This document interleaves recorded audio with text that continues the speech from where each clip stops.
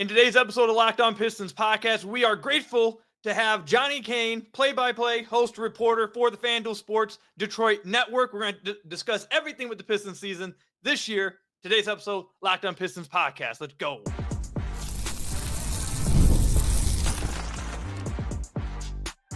You are Locked On Pistons, your daily Detroit Pistons podcast, part of the Locked On Podcast Network, your team every day.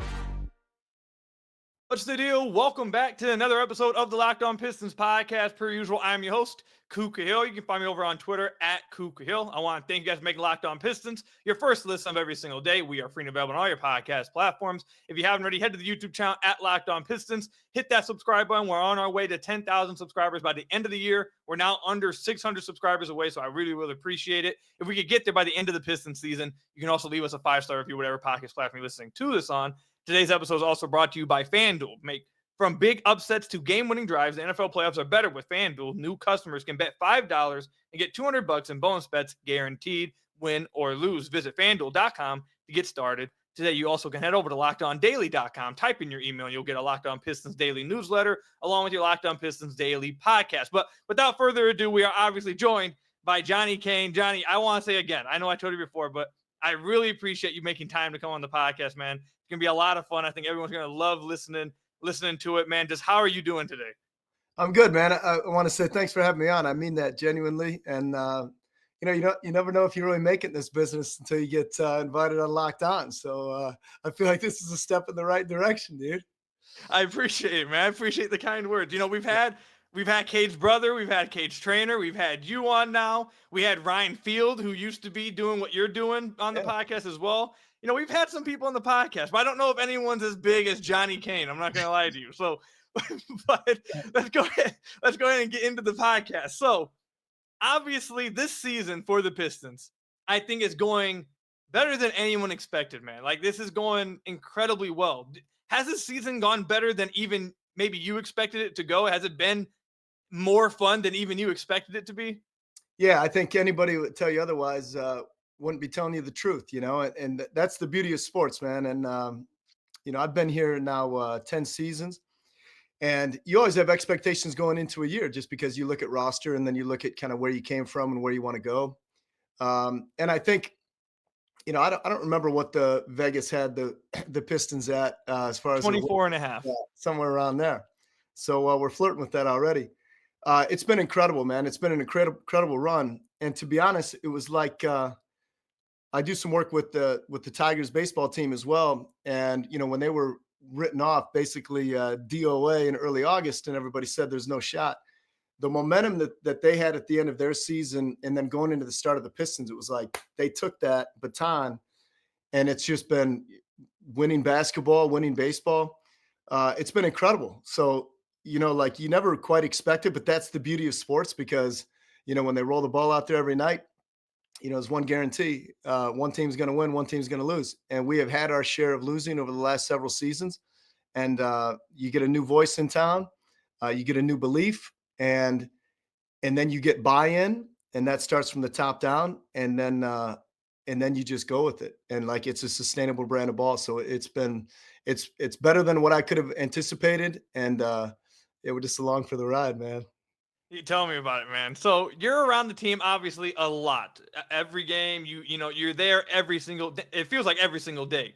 So I just want to ask you, how does the vibes? I just talked with Hunter Patterson, the new The Athletic Detroit Pistons beat writer, new this year. Just spoke with him about this as well last episode. But I want to ask you just the vibes around this team. Obviously, last year, a really, really rough year. I don't know if you know, but everyone knows like Darth Koo. Everyone talks about it all the time. But it was rough last year. But they move on from Monty Williams. They move on from Troy Weaver. They bring in Trajan Langdon. They bring in JB Bickerstaff. They bring in this new regime, and it feels like there's just been new energy, just a new light, brought to this team. Just what kind of vibe? What kind of impact has Trajan and JB brought to this team, just vibe-wise, not even just X's and O's? Yeah, I mean, look, I think anytime in any sport, when you have new management come in or a new coach come in, everybody says, we're going to establish our brand of basketball, right? And so you hear that in any sports. Like, hey, we just got to play X We got to play our game, right? And it's like, well, what is that, right? The beauty of being a part of the Pistons organization is you already have the DNA in the blueprint. So we always harken back to either the going to work teams, which was like when I was in college, or before that, the bad boys when I was a kid. And so you kind of understand like what the pedigree could be and what those teams were like and why they embodied themselves to this community. And so when everybody comes in and say, hey, we're going to play Detroit Pistons basketball, and you're like, okay, what is that? And I think fans just want to know, like, well, what is that winning basketball? Because that's what we care about. And so when Trajan and JB came in and they said, hey, we're going to establish our identity. And again, you hear that in all these different sports. Everybody who comes into a situation says, what we're going to do. But can you implement strategy? Can you implement your system? And that's where a lot of organizations run into problems because they come in with great visionaries and then they say, this is what we're going to do. But then they're unable to execute it from a win-loss standpoint, which at the end of the day is what we're all measured on. So when they came in, I remember, obviously we had played the Cavaliers, 4 times a year. So I knew JB from that, like 4 times a year. I obviously saw what he built in Cleveland. And when the hire was made, it's like, okay, well, let's see, because obviously I got to know Monty, fairly well in his one season here. Dwayne Casey, who's still a great friend. And I started with Stan Van Gundy. And who we've actually gotten closer since he left than when he was here. But I went to one shoot around, the very first shoot around, and I watched how JB ran shoot around. And it took me about 7 minutes. And I was like, I get it. And he never raises his voice to a degree where it's like, hey, I need your attention. He walks into the room, commands attention because he knows what he's doing. And the players are all tied together. And so there's a message that's communicated, and then there's execution on the floor. And I remember from that first shoot around, I was like, okay, this could be something. And then obviously, then you get into start playing games, and then it's like, okay, is this a fun story? Is this like, okay, cool. What do you have to do to consider this season a success based on a 14 win total of a year ago? And then you're just around the guys. The guys are loose, right? And the guys are loose, and the guys believe. And there's almost like, it's like if you come out of a bad relationship and you carry a lot of that bad taste into your next, you're not really going to appreciate it fully of what's in front of you. And this team did such a good job. And I credit Trajan and JB for saying, what's done is done. We can't run from that. We can't hide from it. Okay. That's a part of what this organization went through. But now we're only looking this way. And this is what we're about now. This is what we're going to be about. And I think they did a good job. It's hard to do to get an entire team to say, hey, what's done is done. I can't change that. Control the controllables. That means I can control today. And that's what those guys have done. It's remarkable. Like, vibes are a real thing.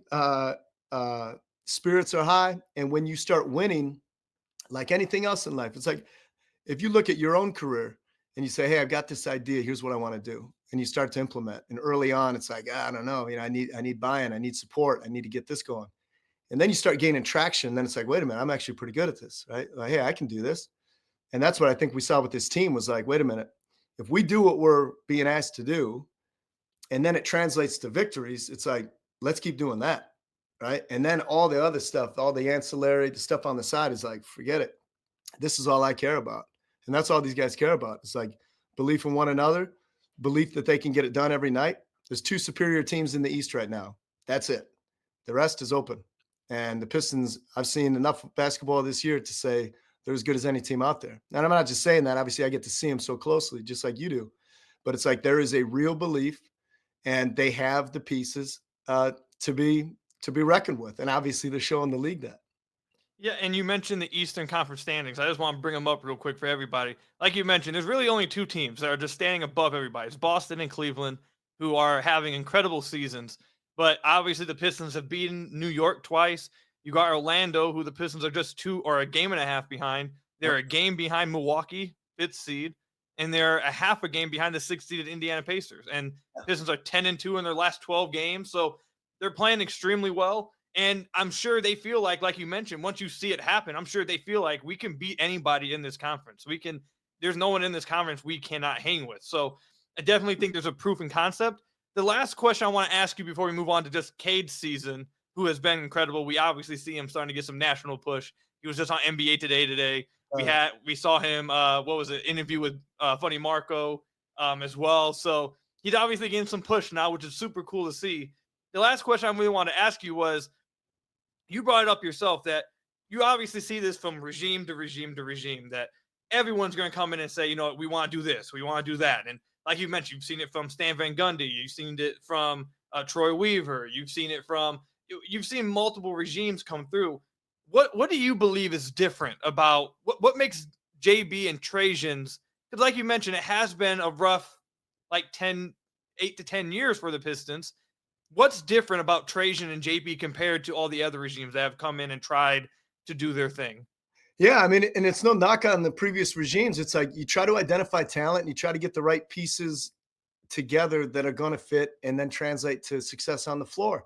And it's super tough to do. It's like, I mean, I don't know how many, people watching could tell you who, the front offices that are running some of these other teams and say, well, how did they get it to work? It's tough, man. Like, it is tough, right? So, unless you're like a dynasty where you've got the groundwork laid and then, free agents want to come in and then you're just kind of substituting, 1B for 1A, you've got to build it. Right. And so some of the players that have been brought in the past just maybe didn't all click together at the right time. And maybe you didn't have a full healthy roster to see what it was all going to look like. And again, a lot of teams can say that. And there's probably a lot of front office people that would say, man, if we could just see what it looks like, if we had all our guys healthy at the same time. Some of that's luck, some of it's bad luck. And in this season, obviously with Jaden going down, we haven't gotten to see the full complement of what this thing looks like with the pieces. But if you say, okay, we have a great core, identify your young core, which you mentioned Cade being the head of the snake. And then you say, okay, what are the veteran pieces we add around it? Anybody in the league, if somebody said, here's what Malik Beasley's projection is, and you're like, okay, how much, right? So you got to hit on a guy like that. And then you say, and we're also going to insert 2 starters into the lineup and Tim Hardaway and Tobias Harris. You know what you're getting in Tobias, and you know the career that Tim has. And you say, okay, is this going to work? And you're like, let's see. And it works. So it's the perfect complement of guys right now. And they complement one another. So, sometimes you got to identify the right people. And then everybody assumes, I won't say everybody, but in any sport, you always expect every guy to take a gradual step forward, right? So if you said, hey, Isaiah Stewart in year 1 v year 4, or Cade, or Jalen Duren, or whoever it is, you say you expect players to continually get better. It's not always the case for every team. Some guys plateau and then that's it. But what I feel like we see with this team is like, so everybody who stayed has gotten better, and then you've upgraded at your complementary pieces, and you have veteran leadership and a coach who has a consistent message, and obviously a great identifier of talent in Trajan Langdon, and it's working. So, I think everybody has similar visions about how they want things to play out. It's just playing out right now, and it's playing beautifully. And like you mentioned, luck does play a lot into it as well. You brought up Stan Van Gundy. That's someone who I've been really high on since his time in Detroit. But, he kind of just got some bad luck. Injuries happen. Reggie Jackson goes down. Just a lot of stuff is out of your control. You kind of just have to put, like you mentioned, put the pieces on the table and hope that everything kind of swings your way. And right now, the Pistons have the right pieces, it seems, and everything has really, outside Jaden going down with the unfortunate injury, it seems like a lot of things are just going the Pistons' way right now, which is not something I think fans feel like they can say for quite a few years, but it's fun to see it happening now. When we come back, though, I want to talk with Johnny about Cade's season. Just has been spectacular this year, getting national recognition, finally getting his respect as the former number 1 overall pick. We'll talk about how great of a season he's having when we come back. From big upsets to game-winning drives, the NFL playoffs are better with FanDuel, because right now new customers can bet $5 to get $200 in bonus bets guaranteed. That's $200 in bonus bets, win or lose. The FanDuel app gives you everything you need for live bets, same game parlays, and so much more. You can visit the website, check out all the different betting lines. I probably use FanDuel maybe a little too much, but you see me over there all the time, every Sunday, Monday, now with the divisional playoffs coming around Saturday, looking at the Gibbs anytime touchdown. That has been money for me for like a few weeks. I think it's going to continue to be money for me this week, but that's the kind of thing you can do over there at FanDuel. Just visit FanDuel.com to join today and get started with $200 in bonus bets. That's FanDuel.com. Make this playoff season unforgettable with FanDuel, the official sportsbook partner of the NFL. Now I gotta tell you guys about another one of our sponsors real quickly, Skims. When I found out about Skims was making underwear for men, I was intrigued. I've heard so much about their quality from friends, family, my wife. So I had to try it out. Let me tell you, it lives up to the hype. I've always had issues with picking the most comfortable underwear, whether it's fit, comfort, or just find the right style for me. Skims has changed all of that. Their men's line offers anything for everyone, from boxer briefs to classic briefs, all designed with the perfect balance of comfort and style. I've tried out Skims and I absolutely love it. Again, like I said, super comfortable, super great for me. I love it. I've used it for the last few months now. I think you guys will love it as well. Shop Skims Men's at skims.com/locked on NBA and Skims stores. Let them know we sent you after you place your order. Select podcast in the survey and select our show in the drop down menu that follows. Again, that's skims.com/locked on NBA and all your Skims stores. So I want to thank you guys again for making Locked On Pistons your first listen of every single day. We are free and available on all your podcast platforms. If you haven't already, head to the YouTube channel at Locked On Pistons, hit that subscribe button, or leave us a 5-star review on whatever podcast platform you're listening to this on. That's another great way to support the podcast. All right, Johnny, I do want to tell you this real quickly. So this is a funny story here. So I know you probably know who Bryce Simon is. You host the podcast with Omari Sankofa. Sure. He comes on the podcast a ton, and for a few years now, he's come on the podcast a ton, but he just revealed to me like a month ago that he's always thought, because I'm always looking this way, he's always thought that I'm like looking at something, I'm looking at stats, so I'm not paying attention to him. I'm like, dude, no, I like, that's where my monitor is. I'm looking at you, but like my camera's right here. If I have my monitor right here, then it's going to block my camera. So I have to like look here. So now I have to make sure every guest knows that like, no, I'm looking at you. I'm just like, my monitor is over here. I'm not watching TV. I'm not There's something else going on. Yeah, I got you. I had to make sure every guest gets that now.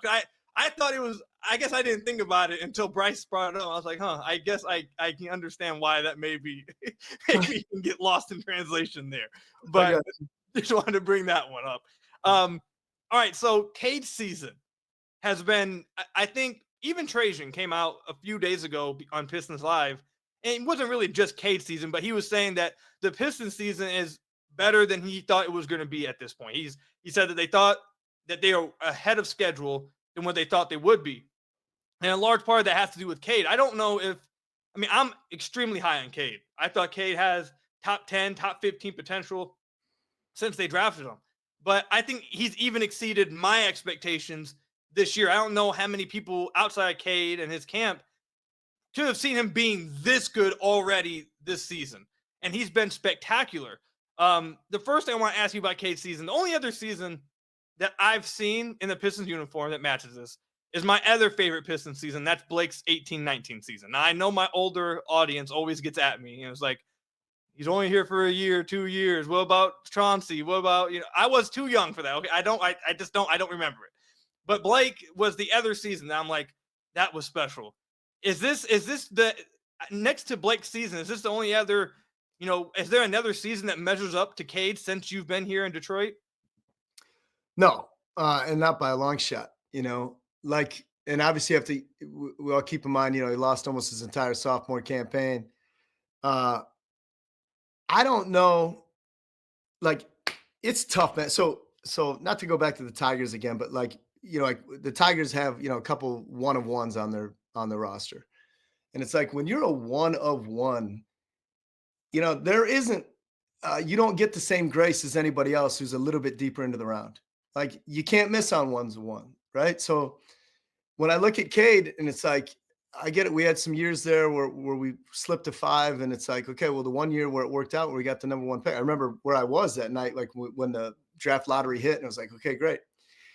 And it was like, here we go. And then Cade gets drafted number 1 overall. It's like, none of us can have any idea what those expectations must be like, right? So you're a young man, you're coming into the league, and you're like, yeah, okay, I'm going to carve out my niche. I'm going to put this franchise on my back, and we'll just see where it goes. We've seen plenty of other ones, or even second overall picks, where it's like they go to a team, and and it is what it is. The career plays out, and some guys secure the bag, and then that's it. Cade's different, and like, the whole thing is different. You know what I'm saying? Like, he's just, it's hard to say, like, when some people say, like, he just fits Detroit, or he fits what this is all about. there are superstars in this league. There are some that come with a great ego, or they come with a lot of baggage attached, or there's a lot of, hey, we got to make sure we cater to this need or that. Cade's not that. And he's like the greatest, and it sounds like I'm gushing here, but it's like, he's like exactly what you would want in a franchise player, because he's just who he is.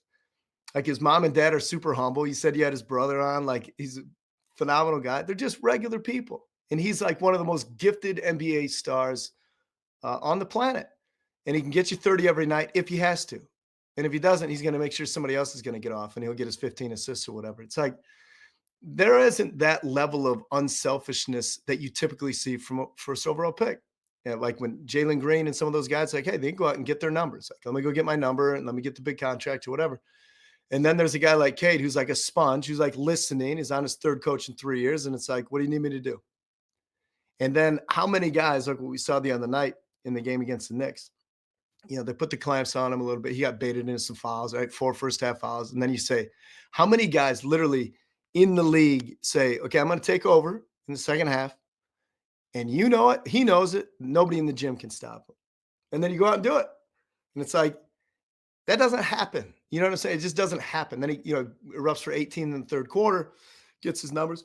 And it's like, most guys can't pick and choose, like, okay, now I'm going to turn it on. I'm not saying he was coasting through the first half by any stretch, but it was like he knew what was needed at the right time and was able to go out and do it. And it's like, to listen to him talk, and it's always team first. And like, he is, if you hear JB talk about him, it's like he is an extension of the coaching staff.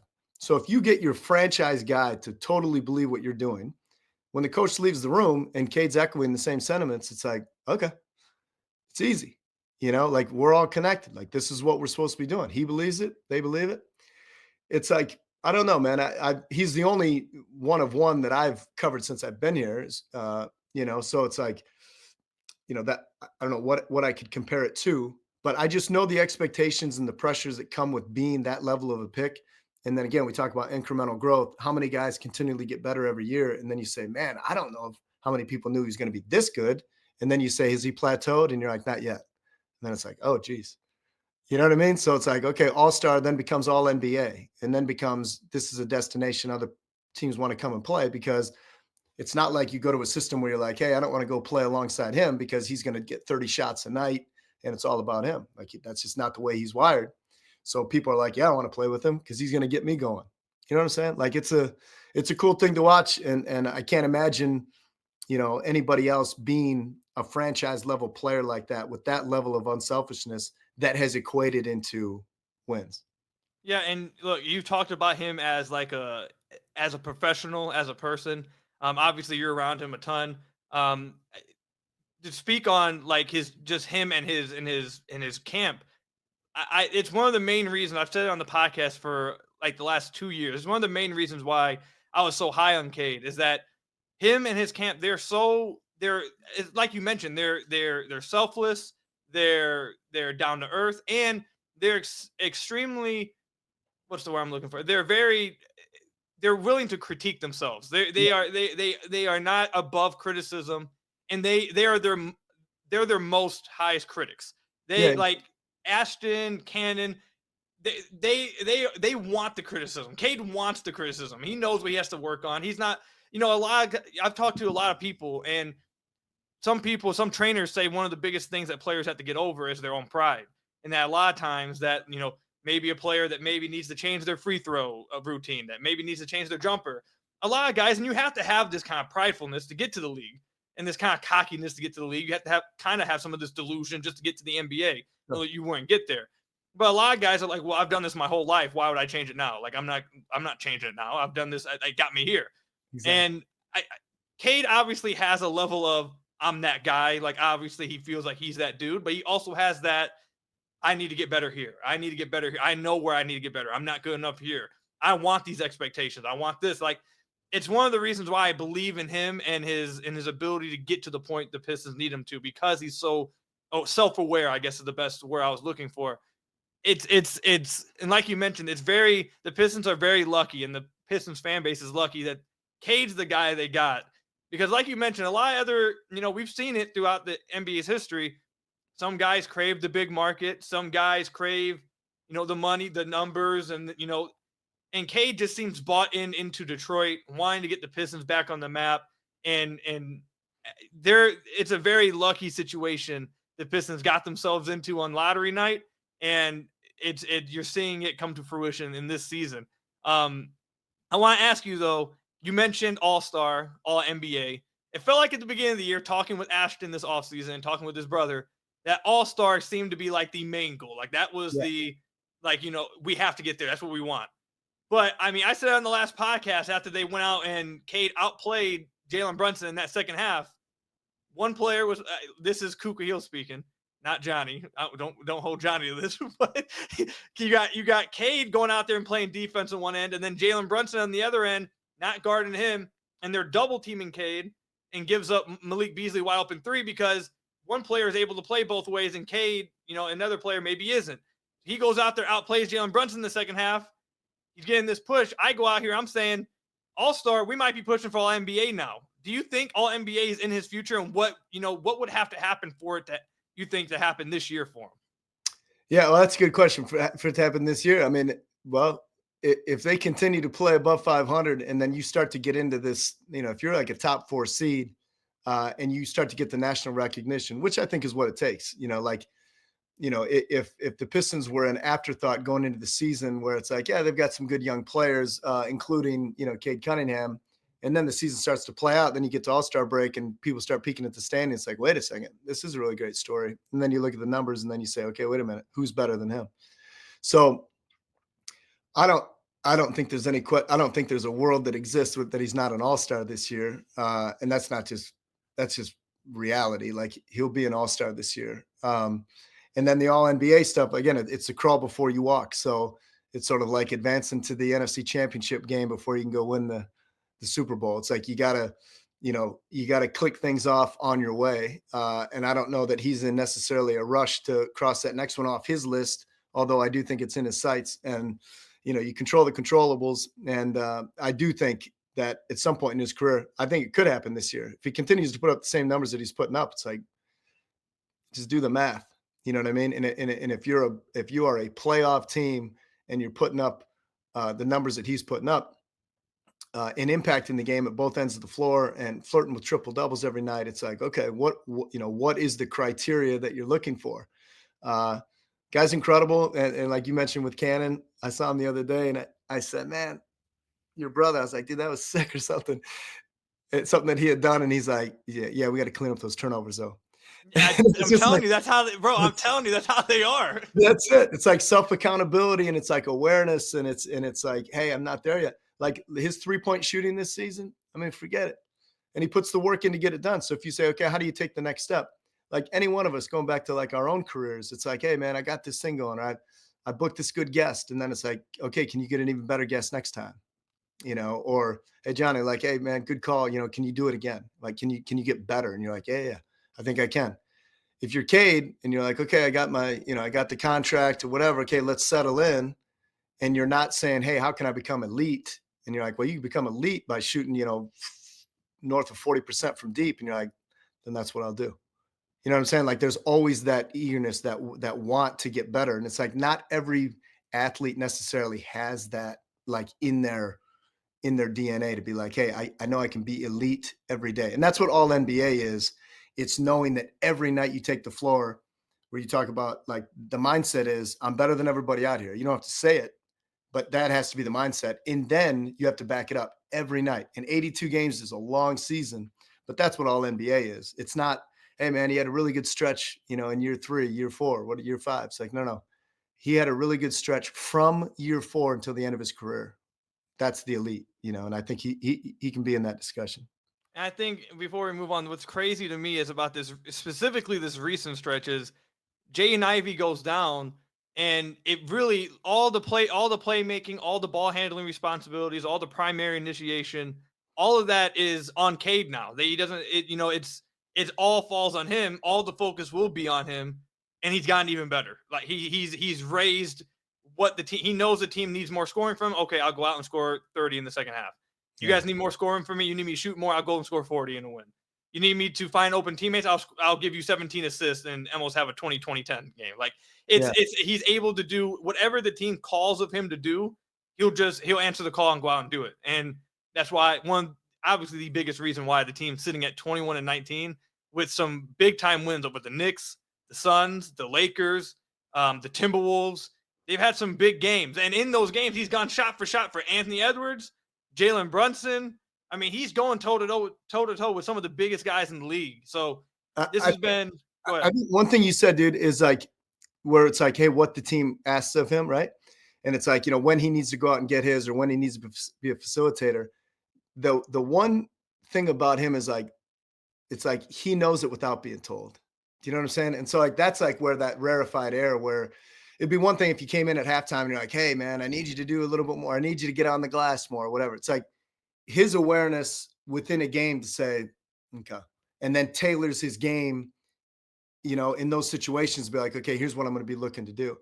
And he plays at a speed. Somebody had said the other day, like they made a comparison, like that he plays at like a Luka Doncic, type speed. I had said earlier in his career, it was like a James Harden type speed. You can't speed him up. So it's like, I don't necessarily like love watching Harden's game. But anyway, those guys, they coax a lot of fouls or whatever. And it's, there's a lot of dribbling or whatever. And sometimes it's isolation. And it's like, okay. But when you watch Cade play, it's like, he never gets sped up. Like it's never sped up on his face. It's never sped up on his dribble. It's never sped up on his cadence down the floor. And it's like when he makes the determination, okay, I think I need to tailor the game plan this way. And then he does.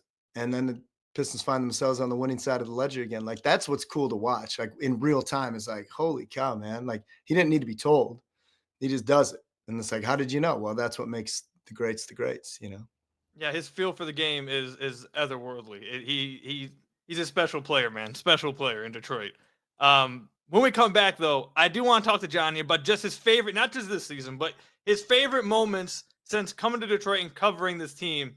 We'll talk about that when we come back.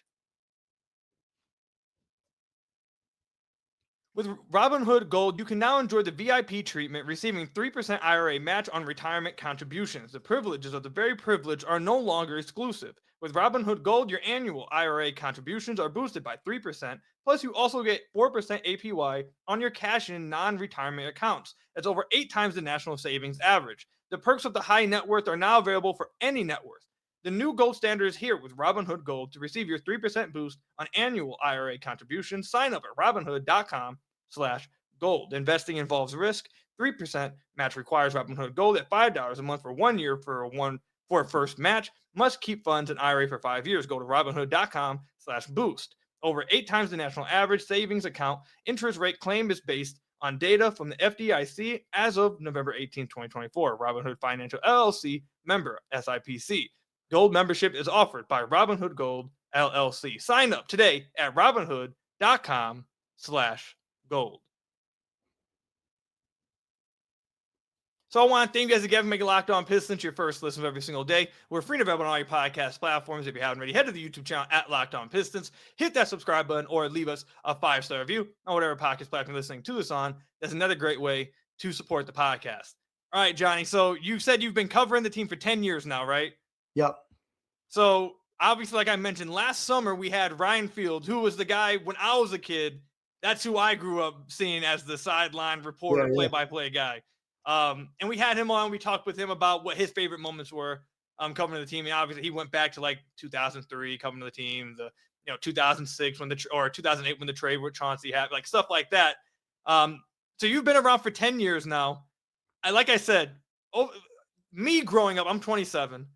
Me growing up watching the team, I got to witness the era that I acquaint myself most with is, the Rodney Stuckey era, the Andre Drummond, Reggie Jackson era, and stuff like that. Like after 2010 is where my memory really kicks into watching every single night and knowing all that kind of stuff.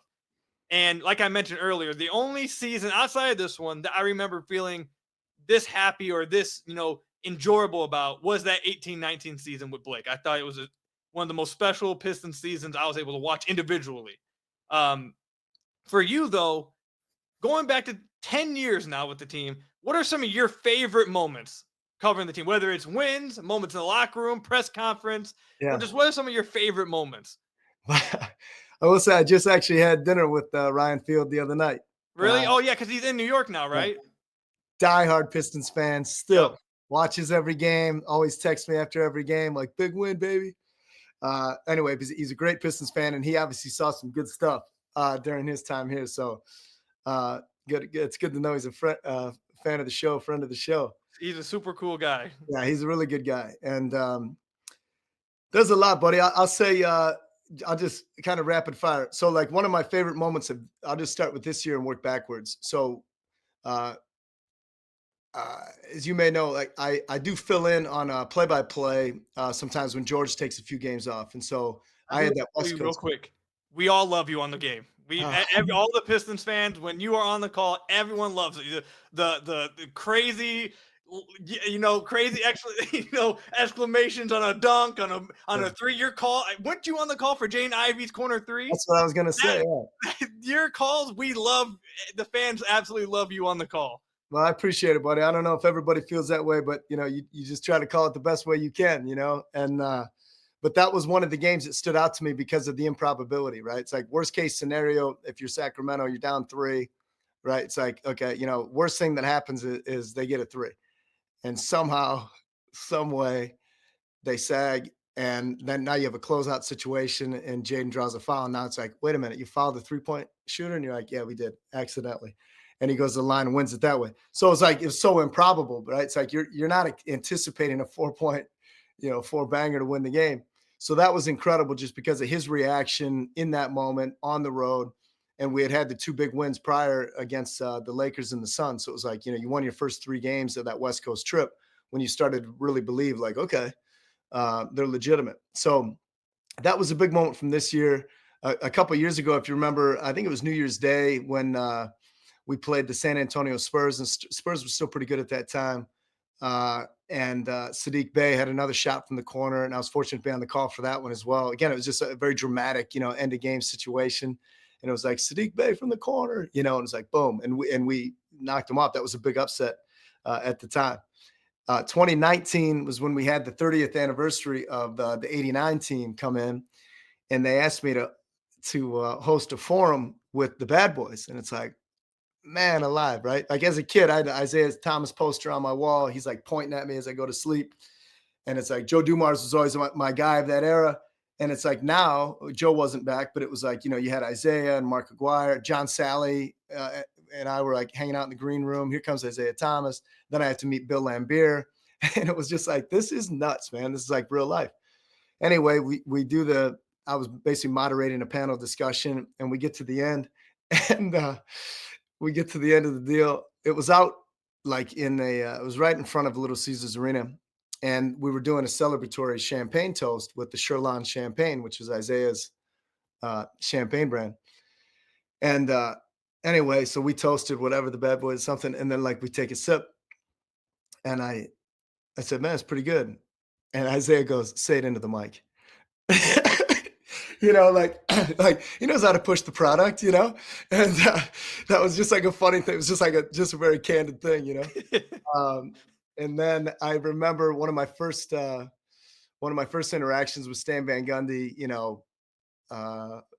We were in Utah and just had the doors blown off, and sometimes as you might know, and when you get into like as a reporter role, it's always about hows and whys, right? So it's like a lot of the times, some people at home might be like, oh, that was a dumb question. Or you may know the answer to the question, but you still have to ask it in a way to get them started, and then you can peel off that.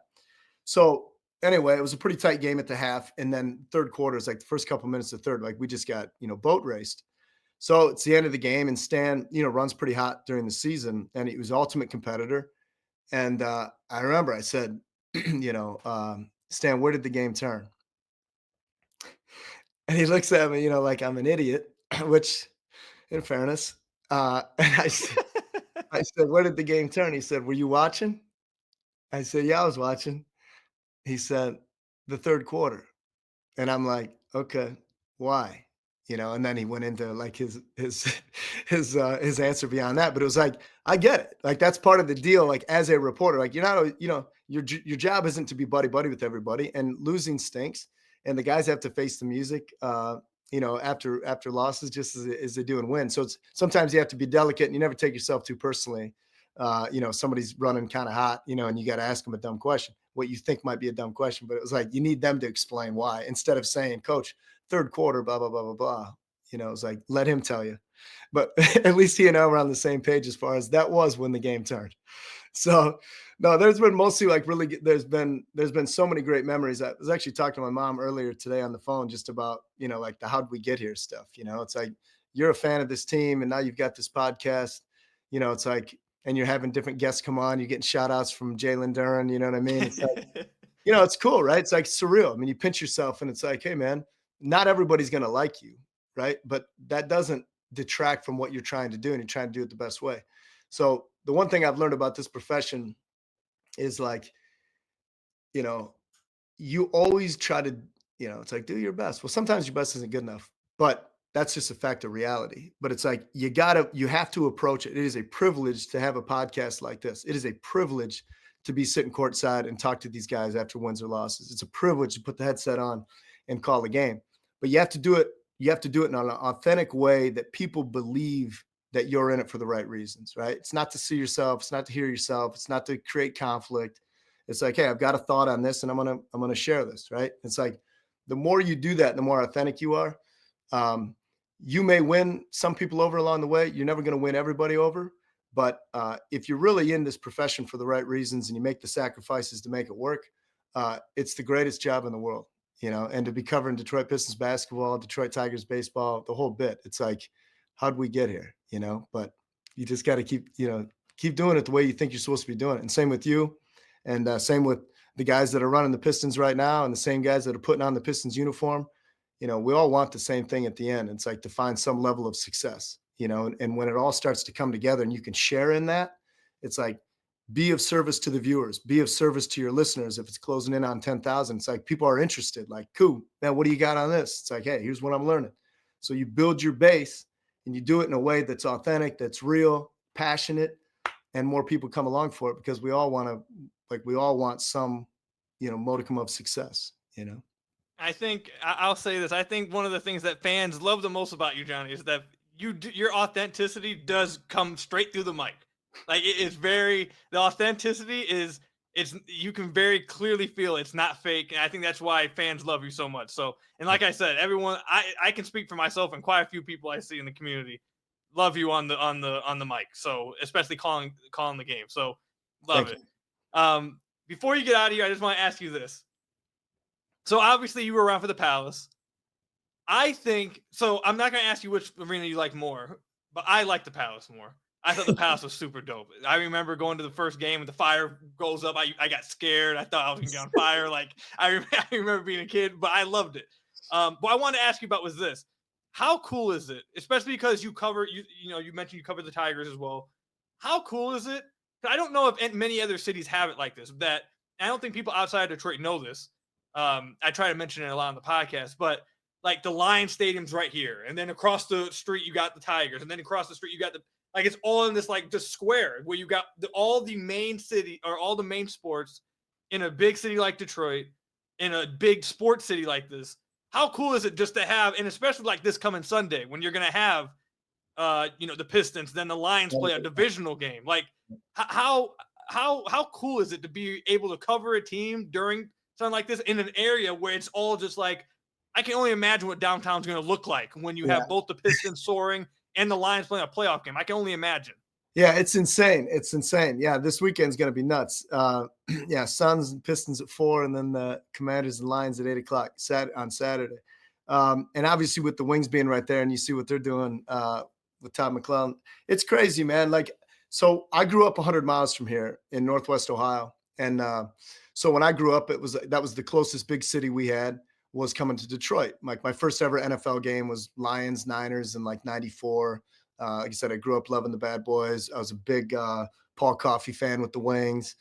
Barry Sanders, Herman Moore, some of those guys. It was like, I loved Detroit sports, but I moved away a bunch for this profession. Sometimes you just got to pack your bags and get on to the next. So I made my Midwest tour around, Kentucky, Tennessee, Kansas, Missouri, and Michigan.